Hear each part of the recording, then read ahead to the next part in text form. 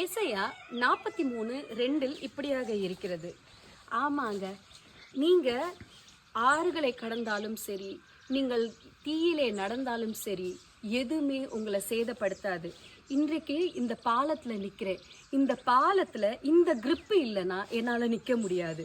அதே போல தான் நீங்கள் எந்த பிரச்சனையில் எந்த சுச்சுவேஷனில் கடந்து போயிட்டு இருந்தாலோ, ஏசுன்ற ஒரு கிரிப்பு உங்களுக்குள்ளே இருக்கும் பொழுது எந்த விதமான காரியமாக இருந்தாலும், எப்பேற்பட்ட மனிதர்களாக இருந்தாலும், எந்த பிரச்சனைகளாக இருந்தாலும் ஈஸியாக உங்களால் அதை விட்டு கடந்து வர முடியும்.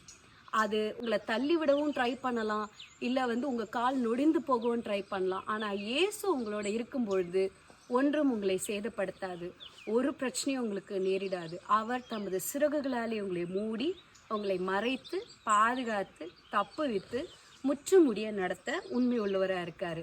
இயேசு என்ற நாமத்தை சொல்லும் பொழுது உங்கள் வாழ்க்கையில் வித்தியாசங்களை நீங்கள் பார்ப்பீர்கள். God bless you.